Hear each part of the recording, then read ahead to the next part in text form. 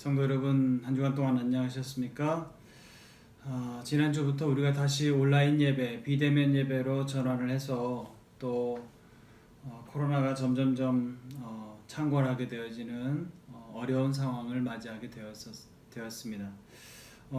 유독 교회만 겪는 어려움이 아니라 전 국가적으로, 전 세계적으로 모두가 고통받고 있는 시간입니다. 이럴 때일수록 우리가 마음까지도 각박해지지 말고 또 나만 당한다라고 하는 어떤 그런 피해의식을 갖기보다는 선하신 하나님께서 우리를 선하게 이끌어 가실 것이다 라고 하는 우리의 믿음을 가지고 그렇게 이 어려운 시기를 잘 극복해 갈 수 있는 우리 모든 대림제일교회 성도님들 될 수 있기를 주님의 이름으로 축복합니다. 오늘은 수요일 성경 공부 25번째 시간이고요. 사무엘상 오늘 24장 말씀을 저와 함께 공부해 보시도록 하겠습니다. 지난 시간에 하나님의 제왕학 수업이다 라고 하는 제목을 가지고 우리가 서로 얘기를 나눴었죠. 그래서 다윗이 그일라를 구원해 줬죠. 다윗도 쫓기고 있었던 몸이었고 또 그일라를 구원한다고 하는 것이 굉장한 위험을 감수해야 하는 그런 상황임에도 불구하고 다윗은 하나님의 뜻을 물었을 때 하나님께서 그일라를 구원하기를 원하신다라고 하는 뜻을 듣고는 그 어려운 결정을 하게 되어집니다. 그래서 결국에는 그일라를 구원하게 되어지죠. 그러면서도 그일라 사람들은 어쩔 수 없이 다윗의 위치를 밀고 할 수밖에 없고 또 주변에 수많은 사람들이 사울의 포갑 정치 아래에서 다윗을 밀고 하게 되어집니다. 어떻게 보면 배신감이 극에 달할 수밖에 없는 것이고 훗날 이것이 상처가 되어진다면 다윗은 아마 권력을 쥐었을 때 무참하게 정치 보복을 하려고 들었을 겁니다. 그런데 하나님의 제왕학 수업은 무엇이었나요? 백성들은 어쩔 수 없는 것이다. 힘이 연약한 가운데에서 어떤 누군가에게 외압이 들어왔을 때 인간은 다 연약한 것이다. 그렇게 해서 자기의 생존 문제를 먼저 생각할 수밖에 없는 것이고 그렇다 보면 너의 위치를 밀고 할 수밖에 없는 것이 백성의 어쩔 수 없는 입장이다 라고 하는 것을 하나님께서는 가르치시고 계시죠. 그렇게 하면서 네가 왕이 되었을 때 왕이라고 하는 존재는 백성들에 대해서 백성들이 자기에게 준 그 권력의 힘을 가지고 오히려 백성에게 포갑을 가하는 사울 같은 그런 왕이 될 것이 아니라 왕이라고 하는 존재는 백성을 섬기는 자다. 백성은 섬김의 대상이지 미움의 대상이 아니다. 그들을 의지하고 믿어야 할 대상이 아니다. 그들은 어쩔 수 없이 믿을 수 없는 대상이다. 그렇다고 해서 백성들을 늘 언제나 의심의 눈초리로 바라보는 사람이 되어라라고 하는 의미이기보다는 어쩔 수 없는 인간은 연약한 존재다라고 하는 것을 하나님께서는 다윗에게 가르치고 계시죠. 그러면서 다윗아, 네가 왕이 되었을 때는 백성들을 언제나 늘 섬김의 대상으로 생각하여라 라고 하는 것을 하나님께서 가르치시고자 하시는 그 마음을 우리가 그 사건을 통해서 바라보게 되어졌습니다. 오늘은요 여전히 다윗은 도망자의 신세이고 또 계속해서 도망자의 신세로서 살아갈 때에 다윗을 밀고 할 수밖에 없는 그런 상황들이 계속해서 연속되어집니다. 오늘 24장 1절에 보면 사울이 블레셋 사람을 쫓다가 돌아오매 어떤 사람이 그에게 말하여 이르되 보소서 다윗이 엔게디 광야에 있더이다. 다윗의 위치에 대해서 계속 밀고자들이 나오죠. 그렇게 해서 엔게디 광야에 있다라고 하는 이야기를 들었습니다 라고 하면서 사울에게 보고를 합니다. 사울은 토벌대 약 1000명을 데리고 결국에는 이 다윗을 추격하러 가죠. 그런데 다윗을 추격하러 갔을 때 3절에 보면 길가 양의 우리에 이른즉 굴이 있는지라 사울이 뒤를 보러 들어가니라 라고 그랬어요. 아마 볼일을 보러 들어간 거겠죠. 그런데 이 지금 상황, 사울이 볼일을 들어간 상황, 혼자서 말 그대로 개인적인 일을 보러 들어가는 거기 때문에 어떤 호위병도 없이 사울 혼자서 그것도 밀폐된 공간인 굴 안으로 들어온다. 그런데 거기에 누가 있어요? 다윗이 있어요. 다윗도 있고 다윗의 부하들도 있습니다. 그리고 아마 사울의 부하들은 굴 밖에서 아마 경계를 펼치고 있겠죠. 이것은 정말로 절호의 기회죠. 계속되어지는 다윗의 어떤 도피 생활, 그런 가운데에서 지긋지긋하죠. 도망 다닌다라고 하는 것이 지긋지긋하고 늘 언제나 마음의 안정을 찾을 수 없고 늘 생명의 위협을 받고 살아간다라고 하는 그런 긴장감이라고 하는 것은 아마 스트레스가 극에 달할 겁니다. 그런데 그것을 사람이 계속해서 당하다 보면 지긋지긋하죠. 그리고 빨리 끝내고 싶죠. 그죠? 그런데 다윗이 이 오늘 만난 상황은 그런 다윗에게는 절호의 기회죠. 사울을 죽일 수 있는 기회죠. 또 다윗과 함께하고 있는 이들도 이것을 그렇게 해석했어요. 4절에 보면 다윗의 사람들이 이르되 보소서 여호와께서 당신에게 이르시기를 내가 원수를 내 손에 넘기리니 네 생각에 좋은 대로 그에게 행하라 하시더니 다윗과 함께하고 있는 사람들이 다윗에게 말하는 것이 무엇이었냐? 아니 주군이시여 당신께서 어떤 누군가를 해하려고 할 때 늘 언제나 하나님께서 하셨던 말씀이 뭡니까? 원수를 네 손에 넘길 것이다. 하나님께서 약속해 주셨지 않습니까? 당신에게 최고의 원수는 지금 저 사울입니다. 그런데 원수가 지금 아무 무장도 하지 않고 지금 당신에게 넝굴째, 호박이 넝굴째 굴러온 것처럼 기회가 죽일 수 있는 기회가 온 겁니다. 늘 언제나 하나님께서 당신의 하나님께서 원수에게 하셨던 말씀 뭡니까? 원수를 네 손에 붙일 것이니까 네 손에 좋을 대로 행해라. 마음대로 해라. 늘 하나님께서 그렇게 말씀하셨지 않습니까? 바로 그렇게 말씀하셨던 그 상황이 지금 이 상황입니다. 기회입니다. 라고 말하고 있는 것이죠. 막다른 골목에 몰리면 생쥐도 고양이를 문다고 다윗이 지금 찬밥 더운 밥 가릴 때도 아니고 지금 늘 언제나 생명의 위협을 받고 있고 또 늘 언제나 지금까지 어디를 도망 다니든지 백성들은 밀고자가 되어져서 감시의 눈이 되어져서 다윗의 위치를 계속해서 사울에게 알려주고 있어요. 그러니까 언제나 어디 한 군데 안정되게 정주하지 못하고 여기에서 위치가 노출되면 저리로 가고 저기에서 또 위치를 노출되면 또 도망가야 되고 이게 지금 다윗의 입장이에요. 그러면 정말 이것은 다윗 개인적으로도 얼마든지 이것은 기회다라고 해석할 수도 있는 것이고 주변 사람들도 100% 이건 하나님의 주신 기회입니다 라고 말하고 있다는 거예요. 여러분 이게 자기도 그렇게 생각할 수도 있고 자기도 궁지에 몰려있고 주변 사람들도 다 이렇게 얘기해요. 그죠? 그러면 거의 이건 하나님의 뜻일 가능성이 크지 않아요? 그런데 다윗을 보면 어떻게 해석하나요?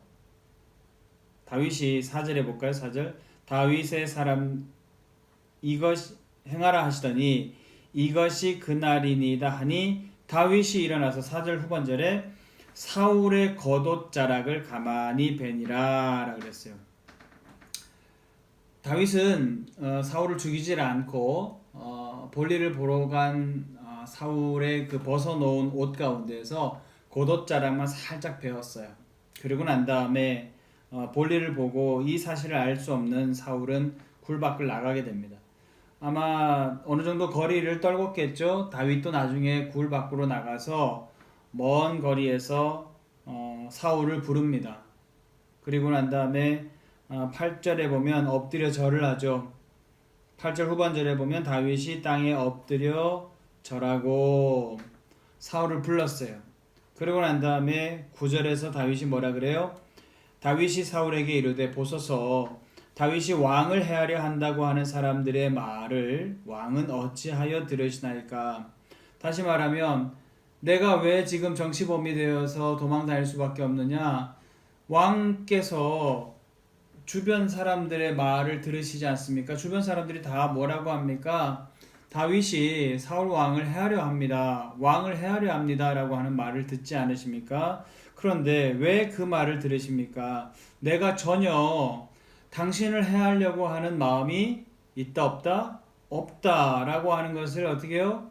지금 보십시오 라고 하면서 지금 굴 안으로 당신 혼자서 들어왔을 때 내게 당신을 죽일 수 있는 절호의 기회였습니다. 그런데 저는 죽이지 않았지 않습니까? 그리고 또 저 마음속에 당신을 죽이려고 하는 의도가 전혀 없다라고 하는 것을 증거로 제가 보여줍니다 라고 하면서 보여준 게 뭐예요? 11절에 보면 옷자락을 보여주고 있죠. 11절에 그렇게 얘기하죠. 내 아버지여 보소서. 실제로 아버지이기도 하죠. 왜요? 장인어른이니까요.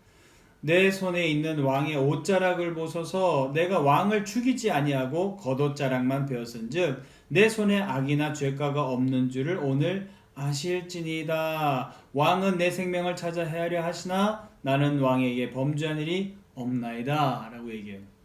그렇죠.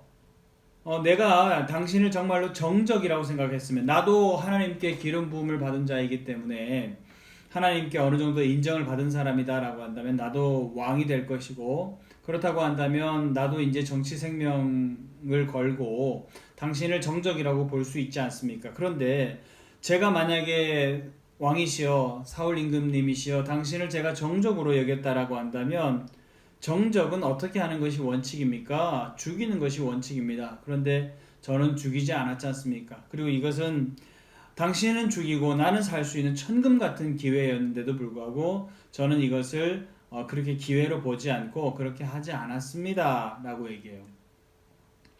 그러면서 계속해서 자기의 그 지론을 펼쳐가죠. 12절에 뭐라 그래요? 여호와께서는 나와 왕 사이를 판단하사 여호와께서 나를 위하여 왕에게 보복하시려니와 내 손으로는 왕을 행하지 않겠나이다. 나와 왕 사이를 판단하실 분은 누구다? 하나님이시다. 다시 말하면 심판을 내리시는 분은 누구시다? 하나님이시라는 거예요. 보복을 해도 누가 한다? 하나님이 한다. 왕은 누가 내신다? 하나님이 내신다. 하나님이 주관자이시고 하나님이 심판하시고 왕 또한 하나님이 내시는 것이다. 내가 기름을 부음을 받았다라고 한다고 할지라도 아직까지 여전히 왕은 누구시다? 사울 임금님 당신이시다. 당신이 정말로 하나님의 뜻에 의하여 폐위될 만하다라고 한다면 하나님의 방법으로 당신을 폐위시키시고 나를 정상적인 방법으로 자연스러운 방법으로 선한 방법으로 나를 어떻게 한다? 왕으로 삼으실 겁니다. 그분이 누구시냐? 내가 믿는 하나님입니다. 그렇기 때문에 하나님이 그렇게 하실 것이기 때문에 나는 이 상황을 내 자의적으로 해석하지 않고 내게 기회라고 해석하지 않고 나는 왕에게 보복을 내 손으로 하지 않을 겁니다. 보복을 굳이 한다고 한다면 하나님이 하실 겁니다. 라고 지금 다윗은 말하고 있는 것이죠. 그러면서 다윗이 뭐라 그래요? 13절 옛 속담에 말하기를 악은 악인에게서 난다 하였으니 라고 말해요. 저 사람이 악인이다 라고 얘기를 하려면 무엇이 증거가 된다? 악한 행동이 증거가 된다는 거예요. 악한 행동은 반드시 악인에게서 나오게 돼 있다. 다시 말하면 악한 행동을 한 걸 보면 저 사람이 악인이구나 그랬는데 왕이시여 나를 악인인지 아니면 적어도 내가 정적으로 삼아야 될 적은 아니다 라고 판단하실 것인지 그 증거가 뭡니까? 내 행동 가운데 악이 없지 않습니까? 라고 하는 것을 다윗은 얘기하고 있는 것이죠. 자, 그러면서도 14절 끝까지 다윗은 사울에게 아직도 당신이 이스라엘의 왕이시다 라고 하는 것을 인정합니다. 그러면서 왕으로서 예우하는 모든 말과 행동들을 나타내고 있죠. 14절에 보면 이스라엘 왕이 누구를 따라 나왔으며, 지금 이스라엘 왕이 누구예요? 사울이죠. 이스라엘의 왕이신 사울이시여 당신께서 지금 누굴 따라온 겁니까? 그러면서 누구라고 말하는 자기를 뭐라고 얘기해요? 누구를 뒤쫓나이까? 죽은 개나 벼룩을 쫓음이니이다. 왕에 대해서는 아직까지 현직의 왕이십니다라고 하는 것을 인정하는 말을 계속하고 있고, 당신이 왕이십니다라고 하는 것을 계속해서 말하고 있고, 그를 높이고 있죠. 존대하고 있죠. 그러면서 이스라엘의 왕이신 당신이 쫓고 있는 나는 누구냐? 나는 뭐예요? 죽은 개나 같고 벼룩과 같다라는 거예요. 나는 보잘것없는 존재라고 하는 겁니다. 다시 말하면 자기를 아주 낮추고 있죠. 여러분 이게 뭡니까? 왕을 왕으로서 대접하는, 예우하는 최고의 말이죠. 나는 벼룩 같은 존재고 죽은 개나 진배 없는 그런 존재입니다 라고 얘기하고 있고, 당신은 아직도 이스라엘의 왕이십니다. 그런데 왕이신 분이 어떻게 죽은 개나 다름없는 나 같은 자를 쫓는데 이 시간을 낭비하십니까? 라고 말하고 있는 다윗의 모습을 볼 수 있다라고 하는 거예요. 근데 여러분, 저도 이 구절을 읽으면서 참 눈물이 핑 돌았지만, 다윗의 이 말이 여러분 얼마나 진솔해요. 얼마나 진실합니까? 제가 들어도 이렇게 마음 한켠이 뭉클한데 사울은 오죽했겠어요. 정말 다윗을 죽이려고 하는 의도를 가졌었던 사울 입장에서는 멀리 떨어진 가운데에서 자기에게 극존칭을 대하고 예우를 다 갖추고 왕으로서 여전히 인정하고 있는 다윗, 그러면서도 죽일 수 있는 절호의 기회가 있음에도 불구하고 죽이지 않았음을 알리는 옷자락을 벤 그 증거를 보여주고 있는, 그러면서도 납작 엎드려서 겸손하게 왕을 아련하고 있는 왕의 신하로서의 다윗의 면모를 보여주는 이 다윗의 모습이 얼마나 감동될까요? 얼마나 이 행동이 진실된가요? 그러니까 이 이야기를 듣고 다윗의 이 행동을 보면서 아마 일시적으로, 아무리 정신병을 앓고 있는 조현병 같은 상황을 겪고 있는 사울임에도 불구하고 사울에게도 적지 않게 이것은 감동이 되었을 거라, 그런 생각이 들어요. 그래서 사울이 뭐라 그래요? 17절에 보면 다윗에게 이르되 나는 너를 학대하되 너는 나를 선대하니 너는 나보다 의롭도다. 그렇죠. 나는 너를 학대하고 있고 너를 토벌대를 1000명이나 이끌고 와서 포위작전을 벌리려고 지금 여기까지 왔는데, 적무를 제쳐두고 널 추격하겠다고 여기까지 온 나에 대해서 이렇게까지 선대하고 있는 것을 보니 네가 나보다 의롭도다 라고 다윗을 인정하고 있죠. 그런데다가 이렇게 다윗의 행동에 대해서 깊이 감명을 받은 사울은 20절에서 21절 뭐라 그래요? 보라, 나는 네가 반드시 왕이 될 것을 알고 이스라엘 나라가 내 손에 견고히 설 것을 아노니. 사울도 알아요. 하나님께서 이 이스라엘이라고 하는 나라를 다윗 너에게 넘길 것이다. 그리고 너 행동하는 거 보니까 너가 이 권력을 쥐기에 마땅한 인물이다 라고 하는 것을 나도 인정한다 라고 하는 거예요. 21절 그런즉 너는 내 후손을 끊지 아니하며 내 아버지의 집에서 내 이름을 멸하지 아니할 것을 이제 여호와의 이름으로 내게 맹세하라 라고요. 다시 말하면 뭡니까? 네가 왕이 되었을 때 내 자손들, 우리 집안 사람들을 제발 정적으로 삼지 말아라. 그것을 맹세한다라고 하면 나도 돌아갈 것이다 라고 얘기해요. 얼마나 사울을 향한 다윗의 이 말이 진실된 고백이었었는지를 정말 우리가 엿볼 수 있는 그런 대목이 아닌가 싶습니다. 결국에는 다윗이 맹세를 하죠. 그렇게 해서 사울도 더 이상 추격하는 것을 멈추고, 아마 그도 양심에 굉장히 찔렸겠죠. 그렇게 해서 결국에는 다윗의 맹세를 듣자 사울은 집으로 돌아갔다라고 22절이 끝맺음하고 있습니다. 대부분의 사람들은, 오늘 우리가 함께 이 말씀을 통해서 좀 생각해 보려고 하는 것은, 대부분의 사람들은 오늘 이 사건과 같은 상황을 만날 때 어떻게 해석할까요? 대부분 다 기회라고 해석을 할 겁니다. 제가 봐도 전혀 이상할 것이 없어요. 이것은 정말로 기회이고, 설사 다윗이 이 상황에서 사울을 죽였다고 한들 전혀 이상할 것도 없어요. 이건 정말 누가 봐도 기회다라고 해석할 법합니다. 그리고 다윗 자신이 그렇게 판단해도 이상할 것이 없고, 또 그런데 주변의 사람들까지도 다윗을 지지해요. 뭡니까? 이건 하나님이 주신 기회입니다. 죽여도 됩니다 라고 주변 사람들 모두가, 다윗 주변에 있는 모든 사람들이 그것에 대해서 이것은 기회다 라고 말을 하고 있어요.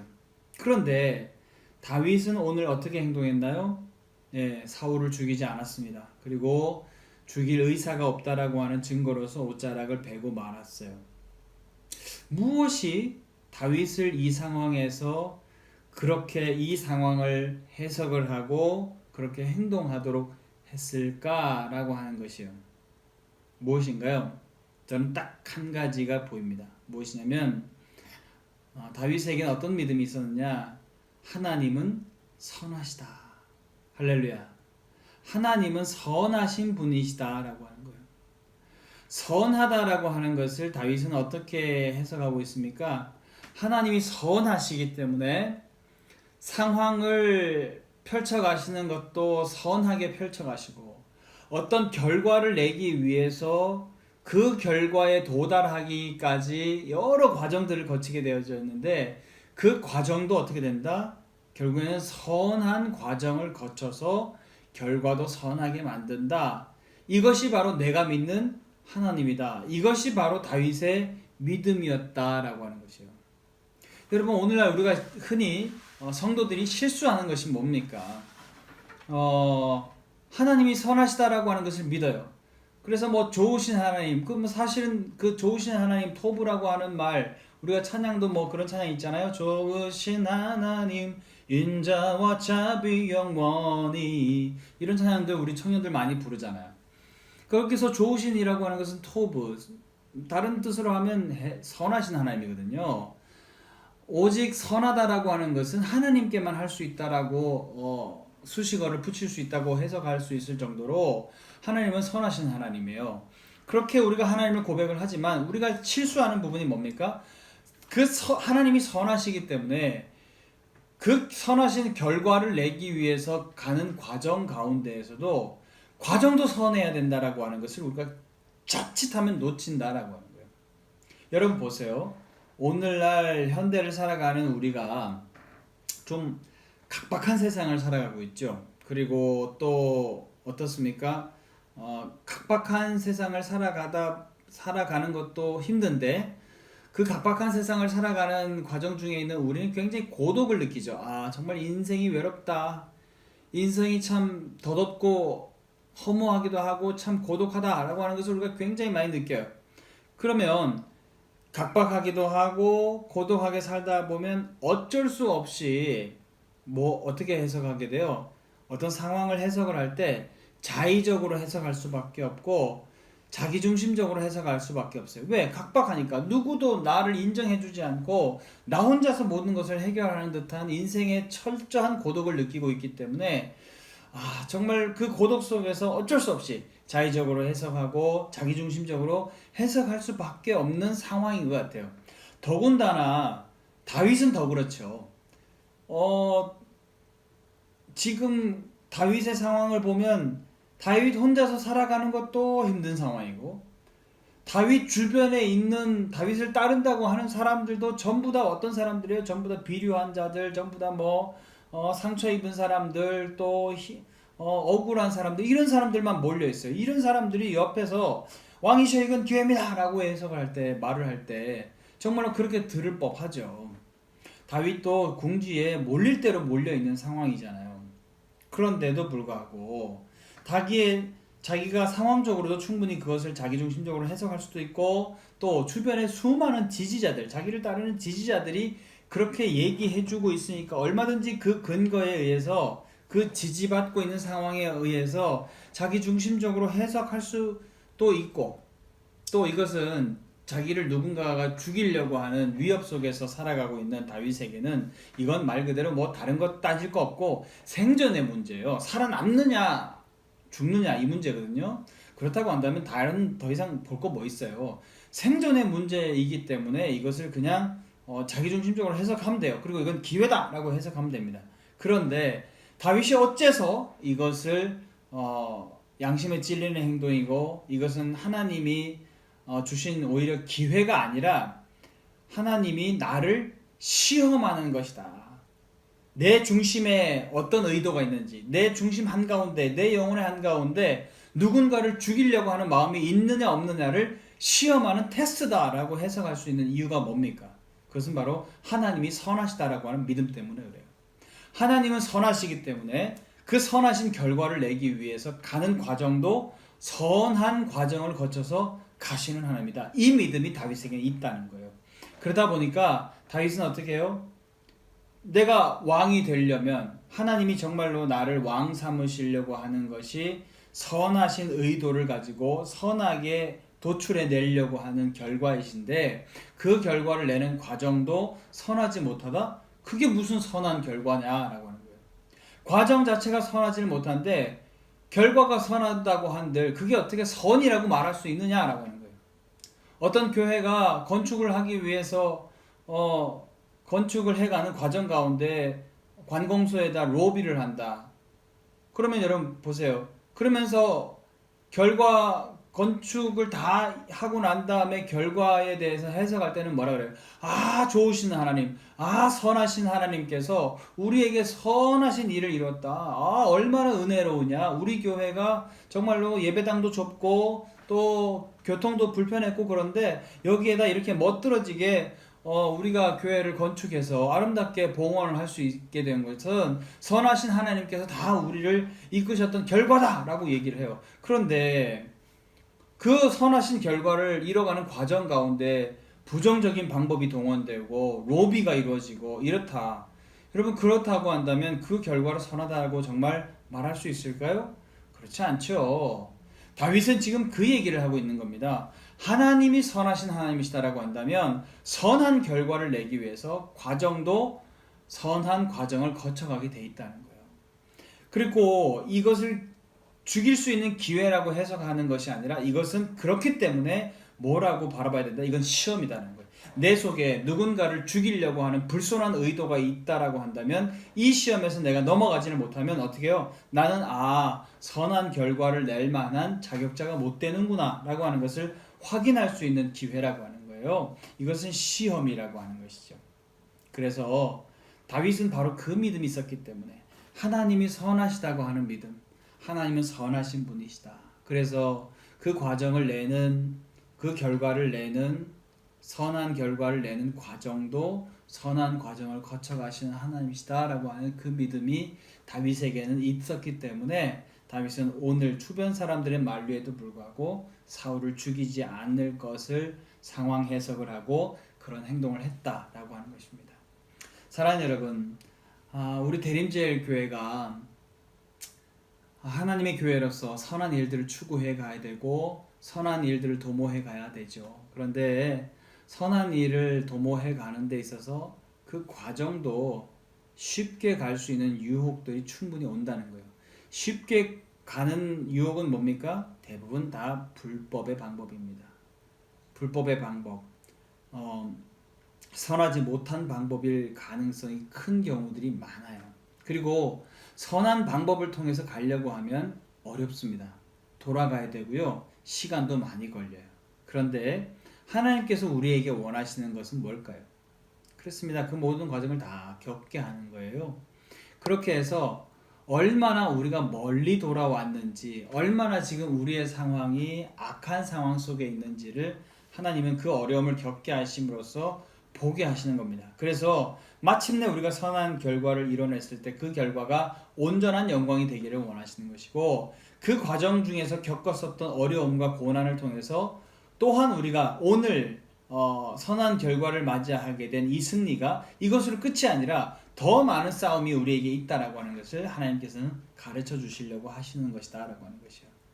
오늘 다윗이 그렇게 해석을 했던 것처럼 우리 대림제일교회도 상황 해석을 할 때 너무 자기중심적으로 또 자의적으로 해석하지 않고 또 우리를 고독하게 내버려 두지 아니하시는 하나님을 늘 바라보면서 선하신 하나님께서 원하시는 방향은 무엇일까? 또 이 일을 해가는 과정 가운데서 하나님은 우리에게 어떤 모습을 기대하실까를 늘 생각하셔서 선한 결과도 내고 선한 과정도 거쳐갈 수 있는 우리 대림제일교회 모든 성도님들이 될 수 있기를 주님의 이름으로 축원합니다.